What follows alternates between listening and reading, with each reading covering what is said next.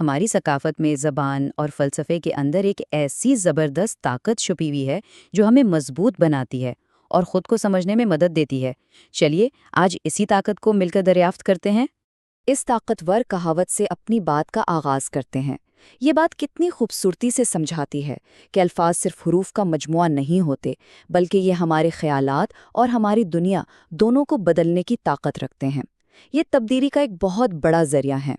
تو الفاظ کی اس طاقت کا ایک سب سے بڑا مظہر یعنی ایک ایکسپریشن ہمیں جنوبی ایشیا کی ثقافت میں نظر آتا ہے، اور وہ ہے عوامی خطابت کی روایت۔ یہیں پر تقریر کا تصور سامنے آتا ہے۔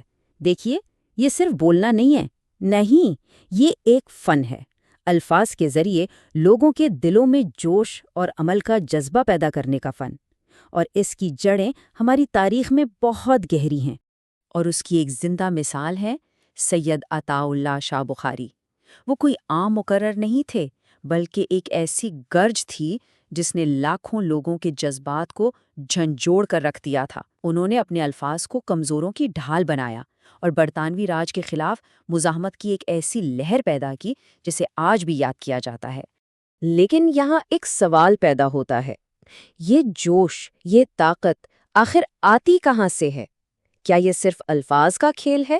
نہیں، اس کے پیچھے ایک گہرا فلسفہ چھپا ہوا ہے۔ آئیے اس فلسفے کو سمجھتے ہیں۔ اور وہ فلسفہ ہے خودی کا، جو ہمیں اپنی اندرونی طاقت سے ملواتا ہے۔ دیکھیے، علامہ اقبال کا جو تصور خودی ہے نا، اسے مغربی ایگو یا انا سے ملانا بالکل غلط ہوگا۔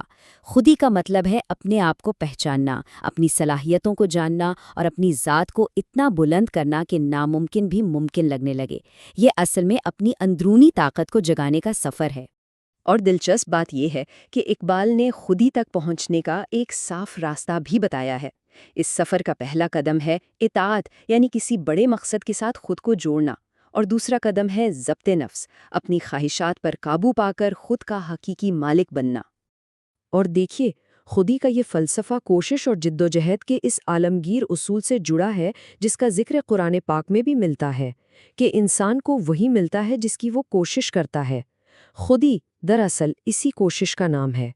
چلیے اب دیکھتے ہیں کہ یہ فلسفہ عملی زندگی میں کیسا دکھتا ہے، ایک ایسی مثال جو خودی کی طاقت کو بالکل زندہ کر دیتی ہے۔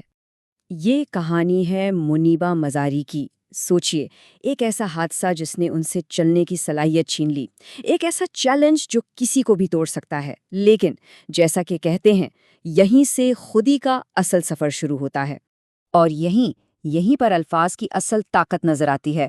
منیبا نے حقیقت کو بدلنے کے لیے اپنے الفاظ بدل دیے۔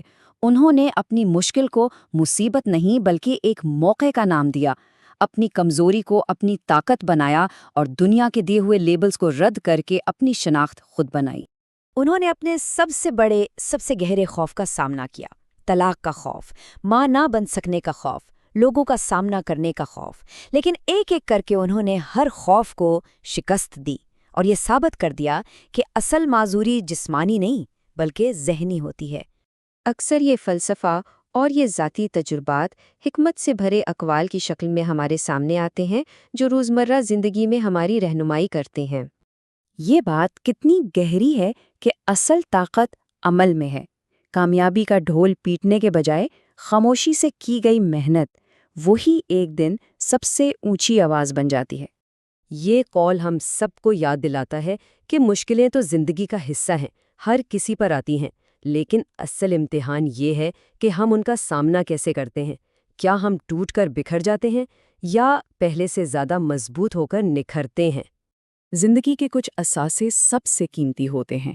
یہ قول ہمیں سکھاتا ہے کہ وقت، بھروسہ اور عزت کتنے نازک اور انمول ہیں، بالکل ان پرندوں کی طرح جو ایک بار اڑ جائیں تو واپس نہیں آتے۔ تو اس ساری گفتگو سے ہم کیا اہم سبق سیکھ سکتے ہیں؟ اس کا نچوڑ کیا ہے؟ خلاصہ یہ ہے کہ تقریر یعنی الفاظ کا پر اثر استعمال اور خودی یعنی اپنی ذات کی پہچان، یہ دونوں چیزیں جب مل جاتی ہیں تو ہمیں وہ مضبوطی ملتی ہے جس سے ہم زندگی کے ہر چیلنج کا مقابلہ کر سکتے ہیں۔ اور یہ ایک سوال ہے جو ہم سب کو سوچنے پر مجبور کرتا ہے، کیا زندگی صرف سانس لینے کا نام ہے یا اس کا کوئی بڑا مقصد بھی ہونا چاہیے؟ اور آخر میں منیبہ مزاری کا یہ طاقتور پیغام، یہ ایک دعوت ہے کہ زندگی کو بھرپور طریقے سے جیا جائے، ہر لمحے کو، ہر سانس کو ایک نعمت سمجھ کر گزارا جائے اور اپنی موت سے پہلے ہمت نہ ہاری جائے۔